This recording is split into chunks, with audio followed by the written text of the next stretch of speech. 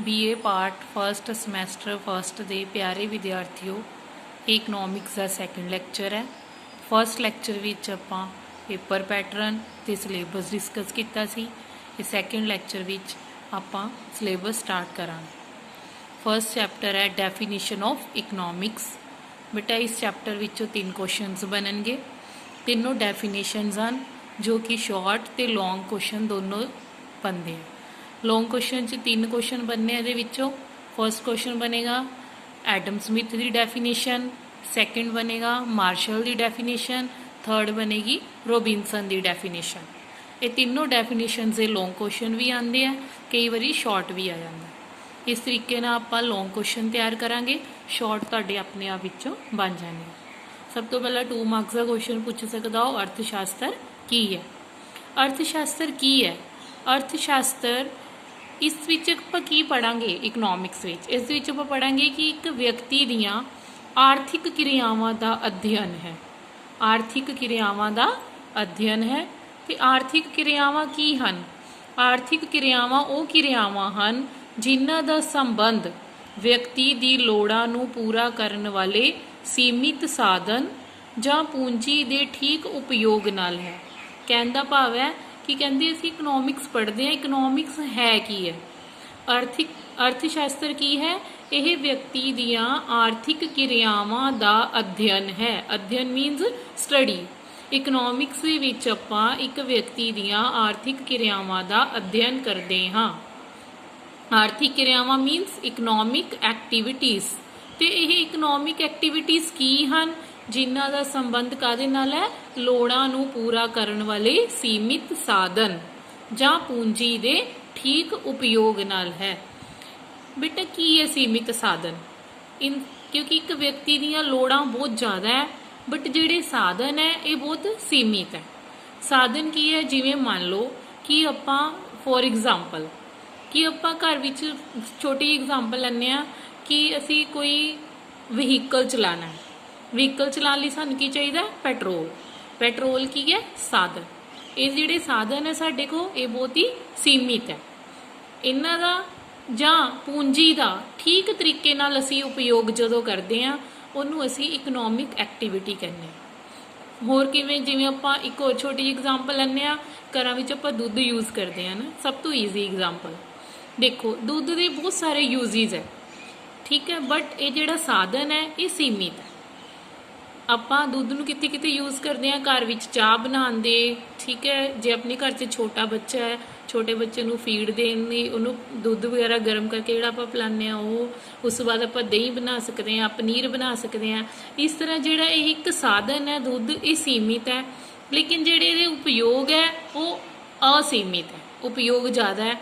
ਫਿਰ ਸਾਨੂੰ ਇਹਦੇ ਵਿੱਚੋਂ ਚੋਣ ਕਰਨੀ ਪੈਂਦੀ ਹੈ, ਠੀਕ ਹੈ। ਚੋਣ ਕਿਵੇਂ ਕਰਨੀ ਪੈਂਦੀ ਹੈ ਕਿ ਕਿਹੜਾ ਜਿਹੜਾ ਉਪਯੋਗ ਹੈ ਉਹ ਜ਼ਿਆਦਾ ਜ਼ਰੂਰੀ ਹੈ ਉਹਨੂੰ ਪਹਿਲਾਂ ਇਸਤੇਮਾਲ ਕੀਤਾ ਜਾਵੇ, ਤੇ ਜਿਹੜਾ ਉਪਯੋਗ ਘੱਟ ਹੈ ਉਹਨੂੰ ਅਸੀਂ ਬਾਅਦ ਵਿੱਚ ਉਸ ਤਰੀਕੇ ਨਾਲ ਯੂਜ਼ ਕੀਤਾ ਜਾਵੇ। ਕਹਿੰਦਾ ਵਿਅਕਤੀ ਦੀਆਂ ਲੋੜਾਂ ਅਸੀਮਿਤ ਹਨ। ਵਿਅਕਤੀ ਦੀਆਂ ਲੋੜਾਂ ਅਸੀਮਿਤ ਹਨ, ਭਾਵ ਕਿ ਇੱਕ ਲੋੜ ਪੂਰੀ ਹੋ ਜਾਂਦੀ ਹੈ ਜਲਦੀ ਹੀ ਦੂਜੀ ਲੋੜ ਪੈਦਾ ਹੋ ਜਾਂਦੀ ਹੈ, ਪਰ ਇਹਨਾਂ ਲੋੜਾਂ ਨੂੰ ਜਿਹੜੇ ਸੰਤੁਸ਼ਟ ਕਰਨ ਵਾਲੇ ਸਾਧਨ ਹੈ ਉਹ ਸੀਮਿਤ ਹਨ क्योंकि उन्होंने जी पूर्ति है मंग तो घट होंगी है। मीनस हर चीज़ की मंग ज़्यादा है पर उन्होंने जी पूर्ति है वो घट है। फिर इन्होंने साधना के वक्-वक् उपयोग हैं जोड़े मैं तुहानूं पहले ही दस चुकी हाँ, जिमें कि दुध के किन्ने उपयोग हैं, पर साधना के सीमित होने वक्-वक् उपयोग होने के फलसरूप चोन की समस्या पैदा हो जाती है। हुण साधन साडे कोल सीमित है पर उन्होंने उपयोग जोड़े है वो वक्-वक् है, जिहदे करके साडे कोल चोन की समस्या पैदा हो जाती है। हर व्यक्ति नूं ये चोन करनी पैंदी है कि वो इन्हां साधना की वरतों किस तरीके नाल करे कि उसनूं वध तो वध संतुष्टि प्राप्त हो सके। ठीक है, समझ आ गई? ये सीगी तुहाडी अर्थशास्त्र की परिभाषा कि अर्थशास्त्र है की है। इहदे विच तुसीं बस यही दसना है कि अर्थशास्त्र व्यक्ति के उन्हां कामां दा अध्ययन है जिसका संबंध व्यक्ति की असीमित लोड़ां की वधेरे संतुष्टि लई, क्योंकि व्यक्ति दीयां जिहड़ियां लोड़ां वो असीमित है ਉਹਨਾਂ ਦੀ ਵਧੇਰੇ ਸੰਤੁਸ਼ਟੀ ਲਈ ਸੀਮਿਤ ਸਾਧਨਾਂ ਦੀ ਵਰਤੋਂ, मतलब ਲੋੜਾਂ ਨੂੰ ਅਸੀਂ ਸੰਤੁਸ਼ਟ ਕਰਨਾ ਹੈ, ਠੀਕ ਹੈ। ਅਸੀਮਿਤ ਲੋੜਾਂ ਨੂੰ ਕਿੱਦਾਂ ਸੰਤੁਸ਼ਟ ਕਰਨਾ ਹੈ? ਸੀਮਿਤ ਸਾਧਨਾਂ ਦੀ ਵਰਤੋਂ ਦੇ ਨਾਲ। ਜਦੋਂ ਅਸੀਂ ਆਪਣੀਆਂ ਅਸੀਮਿਤ ਲੋੜਾਂ ਨੂੰ ਦੀ ਸੰਤੁਸ਼ਟੀ ਕਰਦੇ ਹਾਂ, ਕਾਹਦੇ ਨਾਲ? ਸੀਮਿਤ ਸਾਧਨ, ਠੀਕ ਹੈ। ਸੀਮਿਤ ਸਾਧਨਾਂ ਦੀ ਵਰਤੋਂ ਦੇ ਨਾਲ ਜਦੋਂ ਅਸੀਂ ਅਸੀਮਿਤ ਲੋੜਾਂ ਦੀ ਸੰਤੁਸ਼ਟੀ ਕਰਦੇ ਹਾਂ, ਉਸ ਨੂੰ ਕਹਿੰਦੇ ਆ ਅਰਥ ਸ਼ਾਸਤਰ। ਇਹ ਬੇਟਾ ਇਹ ਸਿਰਫ 2 ਮਾਰਕਸ ਵਿੱਚ ਆ ਸਕਦਾ ਹੈ। ਜਿਹੜਾ ਲੌਂਗ ਕੁਐਸਚਨ ਹੈ ਉਹ ਇਦਾਂ ਆਉਂਦਾ ਹੈ, ਧਨ ਸੰਬੰਧੀ ਪਰਿਭਾਸ਼ਾ, ਅਰਥ ਸ਼ਾਸਤਰ ਦੀ ਧਨ ਸੰਬੰਧੀ ਪਰਿਭਾਸ਼ਾ। ਜਾਂ ਇੱਦਾਂ ਆ ਜਾਂਦੀ ਹੈ ਕਈ ਵਾਰੀ ਐਡਮ ਸਮਿਥ ਦੀ ਪਰਿਭਾਸ਼ਾ, ਠੀਕ ਹੈ। ਇਸ ਨੂੰ ਤੁਸੀਂ ਆ ਤੁਹਾਡੀ ਬੁੱਕ ਹੈ ਬੇਟਾ TR ਜੈਨ ਦੀ, ਮੈਂ ਉਹਦੇ ਵਿੱਚੋਂ ਹੀ ਕਰਵਾ ਰਹੀ ਹਾਂ ਤਾਂ ਕਿ ਤੁਹਾਨੂੰ ਪੜ੍ਹਨ ਵਿੱਚ ਕੋਈ ਪ੍ਰੋਬਲਮ ਨਾ ਹੋਵੇ। ਧਨ ਸੰਬੰਧੀ ਪਰਿਭਾਸ਼ਾ ਇਹਦੇ ਵਿੱਚੋਂ ਕੀ ਕਹਿੰਦਾ ਹੈ ਕਿ ਕਲਾਸੀਕਲ ਇਕੋਨੋਮਿਸਟ ਸੀਗੇ ਜਿਹੜੇ ਐਡਮ ਸਮਿਥ ਹੋ ਗਿਆ, JB ਸੇ, ਵਾਕਰ, JS ਮਿਲ, ਇਹ ਸਾਰੇ ਪਰੰਪਰਾਵਾਦੀ ਅਰਥ ਸ਼ਾਸਤਰੀ ਹੈ, ਠੀਕ ਹੈ। ਉਹ ਕੀ ਕਹਿੰਦੇ ਸੀ ਕਿ ਅਰਥ ਸ਼ਾਸਤਰ ਕੀ ਹੈ? ਕਹਿੰਦਾ ਭਾਵੇਂ ਕਿ ਇਹਦੀਆਂ 3 ਡੈਫੀਨੇਸ਼ਨ ਜਿਹੜੀਆਂ ਮੈਂ ਤੁਹਾਨੂੰ ਦੱਸੀਆਂ, 3 ਤਰ੍ਹਾਂ ਦੇ ਇਕੋਨੋਮਿਸਟ ਸੀਗੇ, ਉਹਨਾਂ ਨੇ ਆਪਣੀਆਂ ਆਪਣੀਆਂ ਪਰਿਭਾਸ਼ਾਵਾਂ ਦਿੱਤੀਆਂ ਕਿ ਅਰਥ ਸ਼ਾਸਤਰ ਹੈ ਕੀ ਹੈ। ਅਰਥ ਸ਼ਾਸਤਰ ਤੇ ਇਕੋਨੋਮਿਸਟ ਇੱਕ ਮਤ ਨਹੀਂ ਸੀ, ਕੋਈ ਅਰਥ ਸ਼ਾਸਤਰ ਨੂੰ ਕੁਝ ਦੱਸਦਾ ਸੀ, ਕੋਈ ਕੁਝ ਦੱਸਦਾ ਸੀ। ਇਸੇ ਤਰ੍ਹਾਂ ਜਿਹੜਾ ਐਡਮ ਸਮਿਥ ਹੈ, ਇਹਨੇ ਅਰਥ ਸ਼ਾਸਤਰ ਨੂੰ ਧਨ ਸੰਬੰਧੀ ਪਰਿਭਾਸ਼ਾ ਦੱਸਿਆ। ਮਤਲਬ ਇਹ ਕਹਿੰਦਾ ਹੈ ਕਿ ਅਰਥ ਸ਼ਾਸਤਰ ਸਿਰਫ ਧਨ ਦੀ ਸਟੱਡੀ ਹੈ। ਇਹਦੇ ਵਿੱਚ ਅਸੀਂ ਧਨ ਦੇ ਸੁਭਾਅ ਬਾਰੇ ਪੜ੍ਹਦੇ ਹਾਂ, ਧਨ ਦੀ ਪ੍ਰਕਿਰਤੀ ਬਾਰੇ ਪੜ੍ਹਦੇ ਹਾਂ, ਸਿਰਫ ਇਹਨੇ ਧਨ ਤੇ ਫੋਕਸ ਕੀਤਾ ਹੈ, ਠੀਕ ਹੈ, ਤੇ ਵਿਅਕਤੀ ਨੂੰ ਇਗਨੋਰ ਕੀਤਾ। ਇਸ ਕਰਕੇ ਇਹਨੂੰ ਧਨ ਸੰਬੰਧੀ ਪਰਿਭਾਸ਼ਾ ਕਹਿੰਦੇ ਆ। ਇਹ ਪਰਿਭਾਸ਼ਾ ਐਡਮ ਸਮਿਥ ਨੇ ਦਿੱਤੀ ਸੀ। ਅਰਥ ਸ਼ਾਸਤਰ ਦੀ ਪਰਿਭਾਸ਼ਾ ਹੈ, ਉਹ ਅਰਥ ਸ਼ਾਸਤਰ ਨੂੰ ਕਿਵੇਂ ਪਰਿਭਾਸ਼ਿਤ ਕਰਦਾ ਹੈ, ਦੇਖੋ ਧਿਆਨ ਨਾਲ। ਐਡਮ ਸਮਿਥ ਕੀ ਕਹਿੰਦਾ ਹੈ ਕਿ ਅਰਥ ਸ਼ਾਸਤਰ ਰਾਸ਼ਟਰਾਂ ਦੀ ਪੂੰਜੀ ਦੇ ਸੁਭਾਅ ਅਤੇ ਕਾਰਨਾਂ ਦੀ ਖੋਜ ਹੈ। ਉਹ ਕੀ ਕਹਿੰਦਾ, ਜਿਹੜਾ ਅਰਥ ਸ਼ਾਸਤਰ ਹੈ ਉਹ ਕਿਸੇ ਵੀ ਰਾਸ਼ਟਰ ਦੀ ਜਿਹੜੀ ਪੂੰਜੀ ਹੈ ਉਹਦੀ ਨੇਚਰ ਕਿਹੋ ਜਿਹੀ ਹੈ, ਤੇ ਉਹ ਪੂੰਜੀ ਜਿਹੜੀ ਹੈ ਉਹਦੇ ਕਾਰਨ ਕੀ ਹੈ, ਕਿਸ ਤਰ੍ਹਾਂ ਅਸੀਂ ਪੂੰਜੀ ਨੂੰ ਵਧਾ ਸਕਦੇ ਹਾਂ, ਉਹ ਸਾਰੇ ਕਾਰਨਾਂ ਦੀ ਜਿਹੜੀ ਖੋਜ ਹੈ ਉਹਨੂੰ ਇਹ ਅਰਥ ਸ਼ਾਸਤਰ ਕਹਿੰਦਾ ਹੈ। ਕੀ ਕਹਿੰਦਾ ਇਹ ਅਰਥ ਸ਼ਾਸਤਰ ਜਿਹੜਾ ਹੈ, ਰਾਸ਼ਟਰਾਂ ਦੀ ਪੂੰਜੀ ਦੇ ਸੁਭਾਅ ਅਤੇ ਕਾਰਨਾਂ ਦੀ ਖੋਜ ਹੈ। ਉਸ ਤੋਂ ਬਾਅਦ ਤੁਸੀਂ ਇਹਦੇ ਫੀਚਰਸ ਦੇਖਣੇ ਆ। ਫੀਚਰਸ ਦੇ ਵਿੱਚ ਕੀ ਕਹਿੰਦਾ ਉਹ, ਅਰਥ ਸ਼ਾਸਤਰ ਸਿਰਫ ਪੂੰਜੀ ਦਾ ਅਧਿਐਨ ਹੈ। ਉਹ ਕਹਿੰਦੇ ਕਿ ਅਰਥ ਸ਼ਾਸਤਰ ਦੀ ਪੂੰਜੀ ਸੰਬੰਧੀ ਪਰਿਭਾਸ਼ਾ ਦੇ ਅਨੁਸਾਰ ਇਹਦੇ ਵਿੱਚ ਸਿਰਫ ਪੂੰਜੀ ਦੀ ਸਟੱਡੀ ਕੀਤੀ ਜਾਂਦੀ ਹੈ, ਪੂੰਜੀ ਦਾ ਹੀ ਅਧਿਐਨ ਕੀਤਾ ਜਾਂਦਾ ਹੈ, ਪੂੰਜੀ ਨੂੰ ਪਹਿਲ ਦਿੱਤੀ ਗਈ ਹੈ ਤੇ ਵਿਅਕਤੀ ਨੂੰ ਦੂਸਰਾ ਦਰਜਾ ਦਿੱਤਾ ਗਿਆ। ਮੀਨਸ ਕਿ ਉਹ ਕਹਿੰਦੇ ਕਿ ਜਦੋਂ ਅਸੀਂ ਅਰਥ ਸ਼ਾਸਤਰ ਦੀ ਸਟੱਡੀ ਕਰਨੀ ਹੈ ਨਾ, ਤੇ ਅਰਥ ਸ਼ਾਸਤਰ ਵਿੱਚ ਸਿਰਫ ਤੇ ਸਿਰਫ ਅਸੀਂ ਪੂੰਜੀ ਦੀ ਸਟੱਡੀ ਕਰਨੀ ਹੈ, ਤੇ ਜਿਹੜਾ ਵਿਅਕਤੀ ਹੈ ਉਹ ਦੂਸਰੇ ਨੰਬਰ ਤੇ ਹੈ, ਠੀਕ ਹੈ। ਪੂੰਜੀ ਦਾ ਸੁਭਾਅ ਕੀ ਹੈ ਜਾਂ ਪੂੰਜੀ ਦਾ ਅਰਥ, ਪੂੰਜੀ ਦਾ ਮਤਲਬ ਕੀ ਕਹਿੰਦਾ, ਪੂੰਜੀ ਹੈ ਕੀ ਹੈ। ਪੂੰਜੀ ਦਾ ਮੀਨਿੰਗ ਜੋ ਦੱਸਦਾ ਹੈ ਕਿ ਉਹ ਸਾਰੇ ਦੁਰਲਭ ਪਦਾਰਥ ਜਿਹੜੇ ਦੁਰਲਭ ਹੁੰਦੇ ਆ, ਦੁਰਲਭ ਮੀਨਸ ਰੇਅਰ, ਰੇਅਰ ਮੀਨਸ ਕੀ ਹੁੰਦਾ ਹੈ ਕਿ ਜਿਨ੍ਹਾਂ ਦੀ ਮੰਗ ਜਿਹੜੀ ਹੈ ਉਹ ਜ਼ਿਆਦਾ ਹੁੰਦੀ ਹੈ, ਪੂਰਤੀ ਘੱਟ ਹੁੰਦੀ ਹੈ, ਉਹਨਾਂ ਨੂੰ ਕੀ ਕਹਿੰਦੇ ਆ, ਦੁਰਲਭ ਸਾਧਨ। ਨੇਚਰ ਔਰ ਮੀਨਿੰਗ ਆਫ ਵੈਲਥ, ਮਤਲਬ ਧਨ ਦਾ ਮੀਨਿੰਗ ਕੀ ਦੱਸਿਆ ਉਹਨੇ, ਉਹ ਸਾਰੇ ਸਾਧਨ, ਉਹ ਸਾਰੇ ਭੌਤਿਕ ਪਦਾਰਥ ਜੋ ਦੁਰਲਭ ਹੁੰਦੇ ਹਨ। ਭੌਤਿਕ ਪਦਾਰਥ ਕਿਹੜੇ ਹੁੰਦੇ ਆ, ਜਿਨ੍ਹਾਂ ਨੂੰ ਅਸੀਂ ਦੇਖ ਸਕਦੇ ਹਾਂ, ਛੂ ਸਕਦੇ ਹਾਂ, ਠੀਕ ਹੈ। ਉਹ ਸਾਰੇ ਮੈਟਰ ਜਿਨ੍ਹਾਂ ਨੂੰ ਅਸੀਂ ਟੱਚ ਕਰ ਸਕਦੇ ਹਾਂ ਜਾਂ ਉਹਨਾਂ ਨੂੰ ਅਸੀਂ ਦੇਖ ਸਕਦੇ ਹਾਂ, ਉਹਨਾਂ ਨੂੰ ਕੀ ਕਹਿੰਦੇ ਆ, ਪੂੰਜੀ। ਇਹਦੇ ਵਿੱਚ ਕੁਝ ਜਿਹੜੀਆਂ ਸੇਵਾਵਾਂ ਹੈ, ਮਤਲਬ ਸਰਵਿਸਿਜ਼ ਨੂੰ ਉਸਨੇ ਪੂੰਜੀ ਨਹੀਂ ਮੰਨਿਆ। ਸਰਵਿਸਿਜ਼ ਦੇ ਵਿੱਚ ਜਿਵੇਂ ਪ੍ਰੋਫੈਸਰ ਦੀ ਸਰਵਿਸ, ਲਾਇਰ ਦੀ ਸਰਵਿਸ, ਡਾਕਟਰ ਦੀ ਸਰਵਿਸ, ਇੰਜੀਨੀਅਰ ਦੀ, ਚਪੜਾਸੀ ਦੀ ਸਰਵਿਸ, ਇਹ ਸਾਰੀਆਂ ਸੇਵਾਵਾਂ ਨੂੰ ਉਹ ਪੂੰਜੀ ਨਹੀਂ ਮੰਨਦਾ। ਉਹ ਕਹਿੰਦਾ ਸਿਰਫ ਪੂੰਜੀ ਉਹ ਪਦਾਰਥ ਹੈ ਜਿਹਨੂੰ ਅਸੀਂ ਦੇਖ ਵੀ ਸਕਦੇ ਹਾਂ, ਛੂ ਵੀ ਸਕਦੇ ਹਾਂ, ਤੇ ਜਿਹੜੀਆਂ ਸੇਵਾਵਾਂ ਹੈ ਇਹ ਪੂੰਜੀ ਨਹੀਂ ਹਨ। ਉਸ ਤੋਂ ਬਾਅਦ ਥਰਡ ਆ ਗਿਆ ਕੋਸਿਸ ਆਫ ਵੈਲਥ, ਪੂੰਜੀ ਦੇ ਕਾਰਨ। ਮਤਲਬ ਅਰਥ ਸ਼ਾਸਤਰ ਦੀ ਪਰਿਭਾਸ਼ਾ ਵਿੱਚੋਂ ਕੀ ਕਹਿੰਦਾ ਹੈ ਕਿ ਪੂੰਜੀ ਕਿਵੇਂ ਵਧਾਈ ਜਾ ਸਕਦੀ ਹੈ। ਪੂੰਜੀ ਨੂੰ ਵਧਾਉਣ ਦੇ ਉਹਨੇ 2 ਤਰੀਕੇ ਦੱਸੇ ਹੈ। ਇੱਕ ਤਾਂ ਕਹਿੰਦਾ ਬਚਤ ਕਰਕੇ ਉੱਚ ਪੈਮਾਨੇ ਤੇ ਉਤਪਾਦਨ, ਕਿ ਜਾਂ ਤਾਂ ਬਚਤ ਕੀਤੀ ਜਾਵੇ, ਬਚਤ ਕਰਕੇ ਬਚਤ ਕੀਤੀ ਜਾਵੇ ਪੂੰਜੀ ਦੀ, ਤੇ ਬਚਤ ਕਰਕੇ ਉਸ ਦਾ ਦੁਬਾਰਾ ਉਤਪਾਦਨ ਕੀਤਾ ਜਾਵੇ। ਸੈਕਿੰਡ ਉਹ ਕਹਿੰਦਾ ਮੰਗ ਵਿੱਚ ਵਾਧਾ ਕਰਨ ਲਈ ਬਾਜ਼ਾਰ ਦਾ ਵਿਸਥਾਰ ਕਰਨਾ। ਜਿੰਨਾ ਬਾਜ਼ਾਰ ਜ਼ਿਆਦਾ ਹੋਏਗਾ ਓਨੀ ਮੰਗ ਜ਼ਿਆਦਾ ਹੋਏਗੀ। ਜੇ ਮੰਗ ਜ਼ਿਆਦਾ ਹੋਏਗੀ ਤੇ ਪਿੱਛੋਂ ਸਪਲਾਈ ਮੀਨਸ ਪ੍ਰੋਡਕਸ਼ਨ ਵਧੂਗੀ।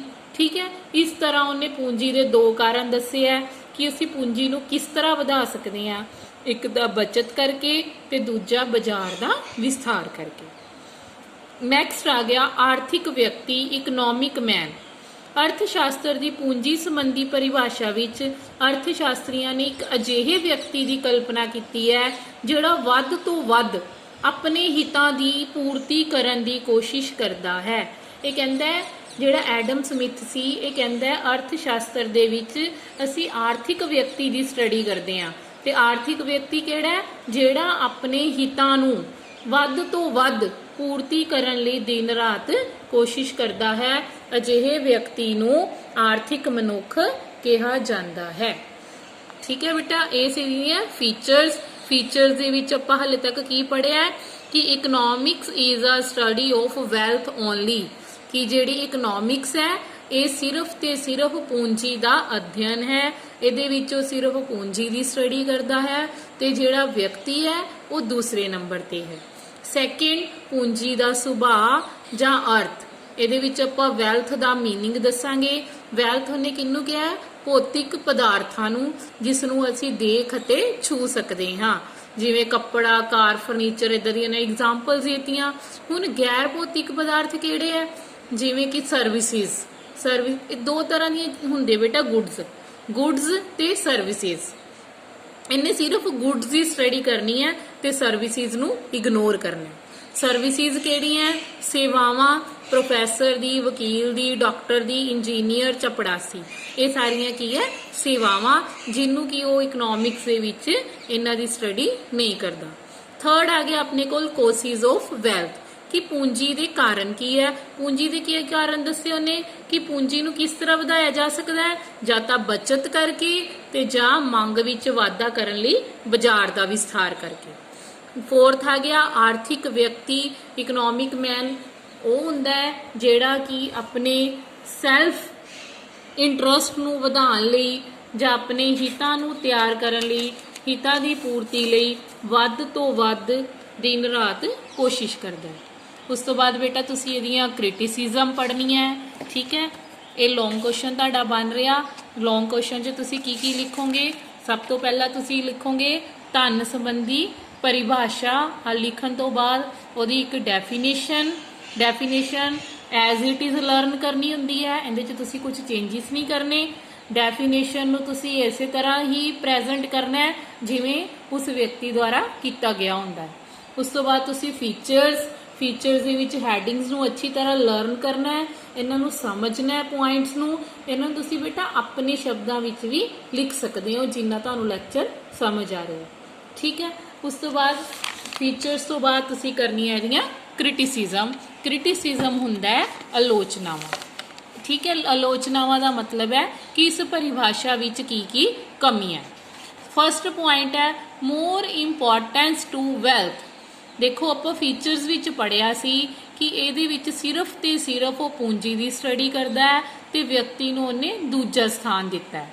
ਠੀਕ ਹੈ, ਇਹ ਇਹਦੀ ਸਭ ਤੋਂ ਵੱਡੀ ਕਮੀ ਹੈ ਕਿ ਇਹਨੇ ਪੂੰਜੀ ਨੂੰ ਵੱਧ ਮਹੱਤਵ ਦਿੱਤਾ ਹੈ ਤੇ ਵਿਅਕਤੀ ਨੂੰ ਦੂਜਾ ਸਥਾਨ ਦਿੱਤਾ ਹੈ ਤੇ ਪੂੰਜੀ ਨੂੰ ਮੁੱਢਲਾ ਦਰਜਾ ਦਿੱਤਾ ਹੈ, ਜੋ ਕਿ ਗਲਤ ਹੈ। ਕਿਉਂਕਿ ਪੂੰਜੀ ਤਾਂ ਇੱਕ ਸਾਧਨ ਹੈ ਬੇਟਾ ਵਿਅਕਤੀ ਦੀਆਂ ਲੋੜਾਂ ਨੂੰ ਸੰਤੁਸ਼ਟ ਕਰਨ ਲਈ। ਸਾਡੇ ਕੋਲ ਜਿਹੜਾ ਵਿਅਕਤੀ ਹੈ ਉਹ ਸਰਵੋਪਰੇ ਹੈ, ਕਿਉਂਕਿ ਵਿਅਕਤੀ ਨੂੰ ਆਪਾਂ ਜ਼ਿਆਦਾ ਇੰਪੋਰਟੈਂਸ ਦੇਣਾ ਚਾਹੁੰਦੇ ਹਾਂ ਤੇ ਧਨ ਨੂੰ ਬਾਅਦ ਵਿੱਚ। ਲੇਕਿਨ ਐਡਮ ਸਮਿਥ ਨੇ ਕੀ ਕੀਤਾ ਹੈ, ਧਨ ਨੂੰ ਜ਼ਿਆਦਾ ਇੰਪੋਰਟੈਂਸ ਦਿੱਤੀ ਹੈ, ਵਿਅਕਤੀ ਨੂੰ ਦੂਸਰੇ ਨੰਬਰ ਤੇ ਲਿਆਇਆ। ਜਦੋਂ ਕਿ ਹੋਣਾ ਕੀ ਚਾਹੀਦਾ ਹੈ ਕਿ ਸਾਨੂੰ ਵਿਅਕਤੀ ਤੇ ਨੂੰ ਜ਼ਿਆਦਾ ਇੰਪੋਰਟੈਂਸ ਦੇਣੀ ਚਾਹੀਦੀ ਹੈ, ਕਿਉਂਕਿ ਧਨ ਜਿਹੜਾ ਇਹ ਤਾਂ ਸਿਰਫ ਲੋੜਾਂ ਨੂੰ ਸੰਤੁਸ਼ਟ ਕਰਨ ਦਾ ਇੱਕ ਸਾਧਨ ਹੈ। Second point narrow meaning of wealth, ਧਨ ਦਾ ਸੁੰਗੜਿਆ ਹੋਇਆ ਅਰਥ। ਇਹਨੇ ਕੀ ਜਿਹੜੀ ਪੂੰਜੀ ਦੀ ਡੈਫੀਨੇਸ਼ਨ ਦਿੱਤੀ ਹੈ, ਇਹਨੇ ਡੈਫੀਨੇਸ਼ਨ 'ਚ ਕਿਹਾ ਸੀ ਕਿ ਇਹ ਸਿਰਫ ਭੌਤਿਕ ਪਦਾਰਥਾਂ ਨੂੰ ਧਨ ਮੰਨਦਾ ਹੈ। ਜਿਹੜਾ ਆਪਾਂ ਪਿੱਛੇ ਪੜ੍ਹ ਕੇ ਆਏ ਆ ਪੁਆਇੰਟ, ਸ਼ਾਇਦ ਤੁਹਾਨੂੰ ਯਾਦ ਹੋਏਗਾ। ਵੇਖੋ ਉਹ ਕਹਿੰਦੇ ਕਿ ਪੂੰਜੀ ਹੈ ਕੀ ਹੈ। ਇਹਦੇ ਵਿੱਚ ਜਿਹੜਾ ਸੈਕਿੰਡ ਪੁਆਇੰਟ ਤੁਸੀਂ ਪੜ੍ਹਿਆ, ਸੈਕਿੰਡ ਪੁਆਇੰਟ 'ਚ ਕਹਿੰਦਾ ਹੈ कि सिर्फ भौतिक पदार्थ ਜਿਹੜੇ कि दुर्लभ है, भौतिक पदार्थ ਜਿਹੜੇ कि दुर्लभ है जिन्हां नूं असीं देख सकते हैं, छू सकते हाँ, ठीक है, ਉਹਨਾਂ ਨੂੰ ਹੀ ਇਹ ਪੂੰਜੀ ਕਹਿੰਦਾ ਹੈ। ਇਸ ਕਰਕੇ ਇਹਦੀ ਆਲੋਚਨਾ ਬਣੀ ਕਿ ਇਹ ਇੱਕ ਸੁੰਗੜਿਆ ਹੋਇਆ ਅਰਥ ਹੈ। ਕਿਉਂ? ਜਿਹੜੀਆਂ ਹੁਣ ਸਰਵਿਸਿਜ਼ ਹੈ, ਦੇਖੋ ਤੁਹਾਨੂੰ ਟੀਚਰਸ ਪੜ੍ਹਾ ਰਹੇ ਹੈ, ਫੀ ਤੁਸੀਂ ਪੇ ਕਰਦੇ ਹੋ, ਆਪਾਂ ਡਾਕਟਰ ਕੋਲ ਜਾਂਦੇ ਹਾਂ, ਕੋਈ ਫ੍ਰੀ ਮੈਡੀਕਲ ਸਰਵਿਸਿਜ਼ ਤਾਂ ਮਿਲਦੀਆਂ ਨਹੀਂ ਆਪਾਂ ਨੂੰ ਉਹਨਾਂ ਨੂੰ ਜਿਹੜੀ ਫੀ ਪੇ ਕਰਦੇ ਹਾਂ ਉਹ ਵੀ ਤਾਂ ਇੱਕ ਇਕਨੋਮਿਕ ਐਕਟੀਵਿਟੀ ਆ, ਉੱਥੇ ਆਪਾਂ ਨੂੰ ਧਨ ਦੇਣਾ ਪੈਂਦਾ ਹੈ, ਪੂੰਜੀ ਦੇਣੀ ਪੈਂਦੀ ਹੈ। ਇਸ ਕਰਕੇ ਜਿਹੜੀਆਂ ਸਰਵਿਸਿਜ਼ ਹੈ ਉਹ ਵੀ ਇਕਨੋਮਿਕਸ ਦੇ ਵਿੱਚ ਹੀ ਸਟੱਡੀ ਕੀਤੀਆਂ ਜਾਂਦੀਆਂ, ਜਿਹਨੂੰ ਕਿ ਐਡਮ ਸਮਿਥ ਨੇ ਇਗਨੋਰ ਕਰਤਾ। ਇਸ ਲਈ ਪੂੰਜੀ ਦਾ ਸੁੰਗੜਿਆ ਅਰਥ ਦਾ ਮਤਲਬ ਹੈ ਕਿ ਸਿਰਫ ਭੌਤਿਕ ਪਦਾਰਥਾਂ ਦੀ ਹੀ ਸਟੱਡੀ ਨਹੀਂ ਕਰਨੀ, ਇਹਦੇ ਨਾਲ ਗੈਰ ਭੌਤਿਕ ਸੇਵਾਵਾਂ ਜਿਵੇਂ ਇੰਜੀਨੀਅਰ, ਡਾਕਟਰ, ਪ੍ਰੋਫੈਸਰ ਆਦਿ ਦੇ ਕੰਮਾਂ ਨੂੰ ਵੀ ਕਾਊਂਟ ਕਰਨਾ ਹੈ। ਆਰਥਿਕ ਵਿਅਕਤੀ ਦੀ ਧਾਰਨਾ, ਇਹ ਕਹਿੰਦੇ ਇਹਦੇ ਵਿੱਚ ਆਪਾਂ ਡੈਫੀਨੇਸ਼ਨ 'ਚ ਪੜ੍ਹਿਆ ਸੀ ਕਿ ਆਰਥਿਕ ਵਿਅਕਤੀ, ਇਕਨੋਮਿਕਸ ਦੇ ਵਿੱਚ ਅਸੀਂ ਇਕਨੋਮਿਕ ਮੈਨ ਦੀ ਸਟੱਡੀ ਕਰਦੇ ਹਾਂ। ਇਕਨੋਮਿਕ ਮੈਨ ਕਿਹੜਾ ਹੈ? ਜਿਹੜਾ ਕਿ ਆਪਣੇ ਹਿੱਤਾਂ ਦੇ ਲਈ, ਆਪਣੇ ਹਿੱਤਾਂ ਦੀ ਪੂਰਤੀ ਦੇ ਲਈ ਦਿਨ ਰਾਤ ਕੋਸ਼ਿਸ਼ ਕਰਦਾ ਹੈ। ਪਰੰਤੂ ਇਹ ਕੀ ਕਹਿੰਦਾ ਹੈ? ਮਾਰਸ਼ਲ ਦੇ ਅਨੁਸਾਰ ਉਹ ਵਿਅਕਤੀ ਜੋ ਸਿਰਫ ਆਪਣੇ ਸਵਾਰਥ ਦੀ ਪੂਰਤੀ ਕਰਦਾ ਹੈ, ਅਜਿਹਾ ਆਰਥਿਕ ਵਿਅਕਤੀ ਹੋਵੇਗਾ।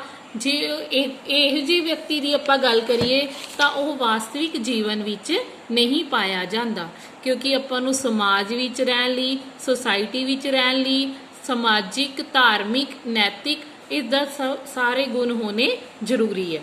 ਜੇ ਇਹ ਗੁਣ ਆਪਣੇ ਵਿੱਚ ਨਹੀਂ ਹੈ ਤਾਂ ਫਿਰ ਅਸੀਂ ਇੱਕ ਸਮਾਜ ਵਿੱਚ, ਇੱਕ ਸੁਸਾਇਟੀ ਵਿੱਚ ਨਹੀਂ ਰਹਿ ਸਕਦੇ। ਇਸ ਕਰਕੇ ਸਿਰਫ ਇਕਨੋਮਿਕ ਮੈਨ ਦੀ ਹੀ ਸਟੱਡੀ ਕਰਨਾ ਗਲਤ ਹੈ। ਕਲਿਆਣ ਦੀ ਨਿਖੇਧੀ, ਇਹਨੇ ਕੀ ਕੀਤਾ ਹੈ? ਵੈਲਫੇਅਰ ਨੂੰ ਨਿਗਲੈਕਟ ਕਰਤਾ। ਨਿਗਲੈਕਟ ਕਰਨ ਦਾ ਮਤਲਬ ਹੈ ਕਿ ਇਹ ਪਰਿਭਾਸ਼ਾ ਸਮਾਜ ਦੇ ਆਰਥਿਕ ਕਲਿਆਣ ਦੇ ਅਧਿਐਨ ਨੂੰ ਕੋਈ ਮਹੱਤਵ ਨਹੀਂ ਦਿੰਦੀ। ਇਸਨੇ ਸਿਰਫ ਇਹੀ ਕਿਹਾ ਕਿ ਪੂੰਜੀ ਕੀ ਹੈ, ਪੂੰਜੀ ਨੂੰ ਵਧਾਉਣ ਦੇ ਕਾਰਨ, ਪੂੰਜੀ ਨੂੰ ਕਿਵੇਂ ਵਧਾਇਆ ਜਾ ਸਕਦਾ ਹੈ, ਇਕਨੋਮਿਕ ਮੈਨ ਦੀ ਕਲਪਨਾ ਕੀਤੀ ਹੈ। ਬਟ ਇਸਨੇ ਇਹ ਤਾਂ ਦੱਸਿਆ ਹੀ ਨਹੀਂ ਆਪਾਂ ਨੂੰ ਕਿ ਮਨੁੱਖ ਦਾ ਕਲਿਆਣ ਕਿਵੇਂ ਕਰਨਾ ਹੈ। ਇਹਨੇ ਕਲਿਆਣ ਦੀ ਗੱਲ ਨੂੰ ਬਿਲਕੁਲ ਇਗਨੋਰ ਕਰਤਾ, ਜੋ ਕਿ ਅੱਜ ਦੇ ਟਾਈਮ ਦੇ ਵਿੱਚ ਇਕਨੋਮਿਕਸ ਦਾ ਇੱਕ ਮੁੱਖ ਅੰਗ ਹੈ।